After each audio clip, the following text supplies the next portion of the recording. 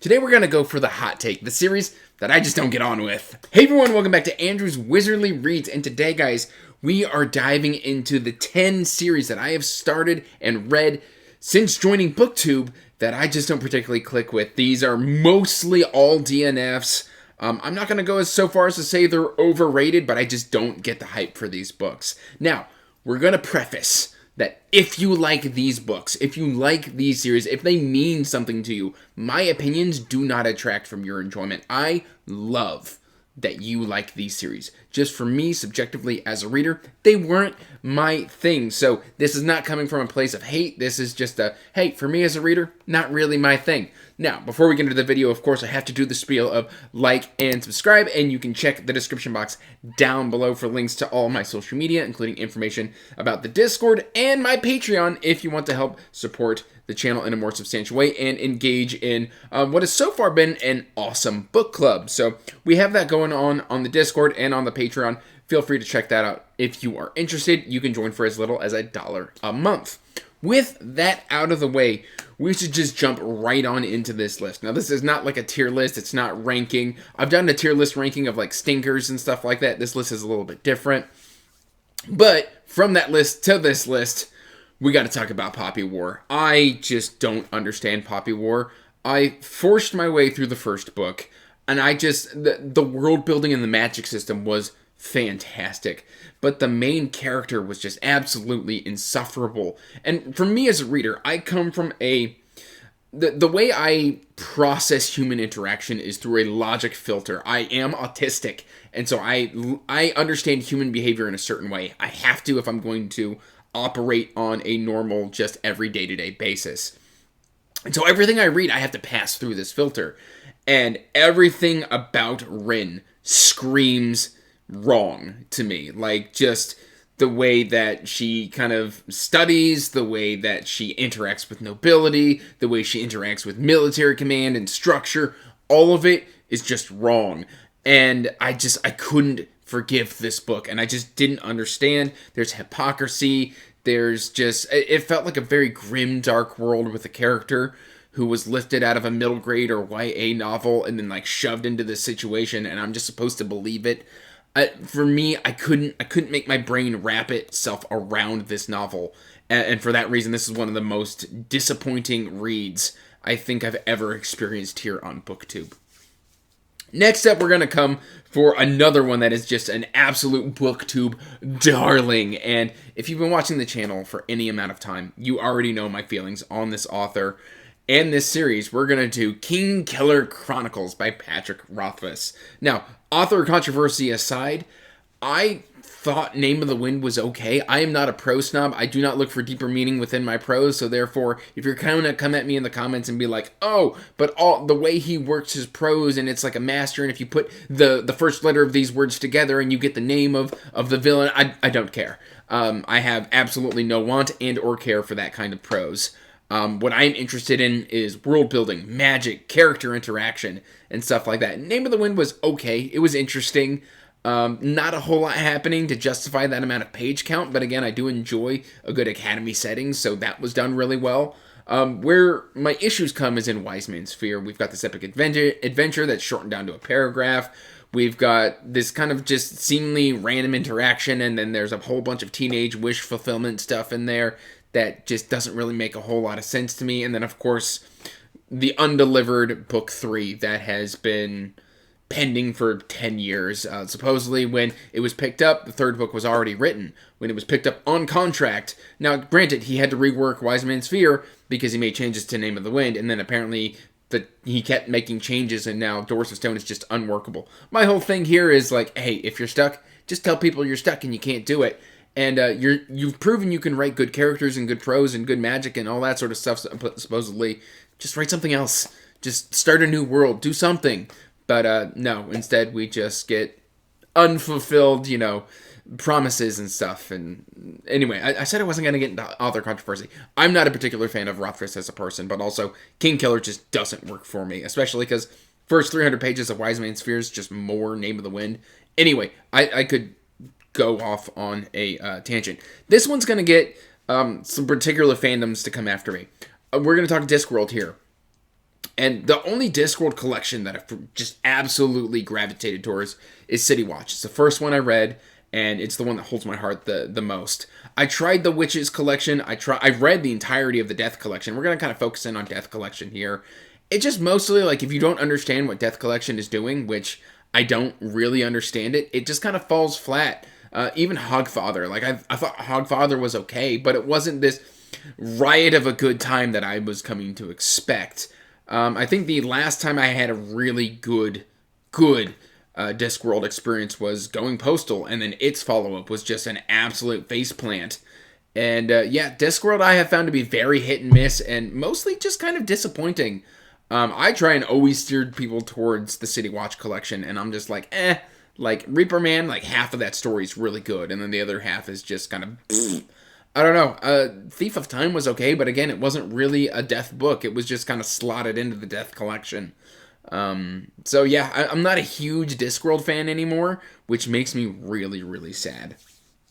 But the next series that I have to talk about is the whole reason, well, I don't want to say the whole reason, and this is the partial reason my channel even exists, is because I used to go into Discord, and I used to just rant about this book series after its first two short story collections.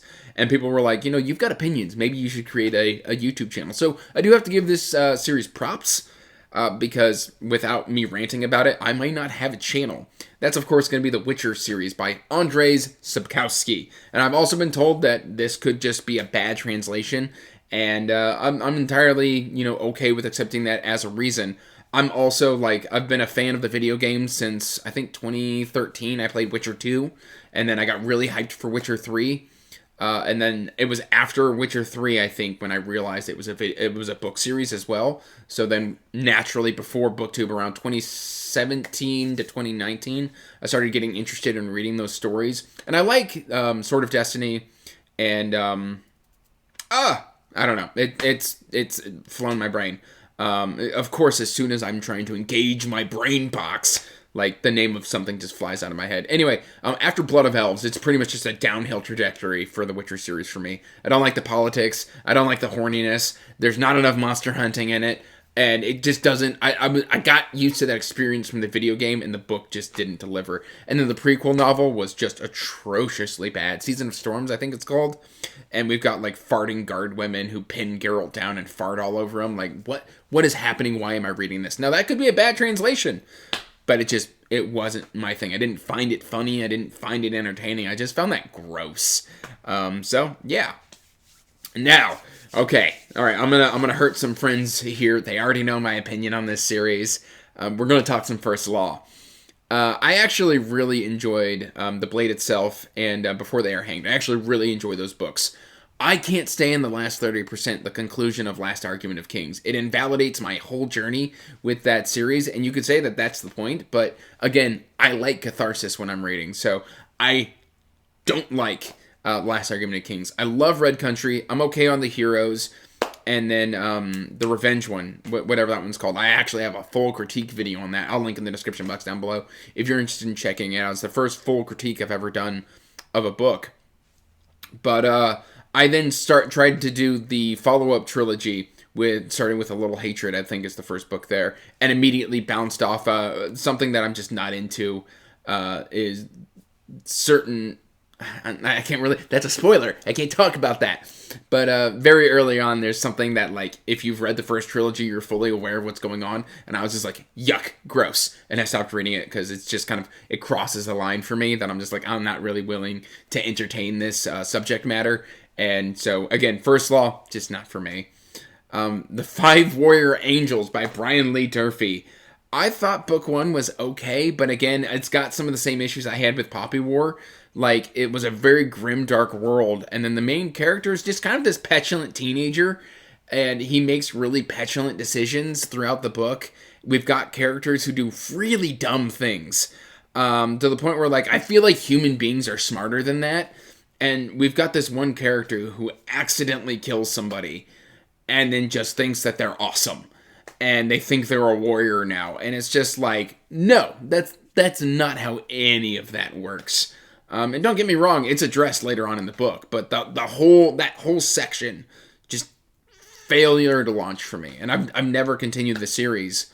I had additional nitpicks for this one, but again, Five Warrior Angels just isn't a series that works for me. I read it back in, I think, 2019, 2020, and I have yet to revisit the book, or the series.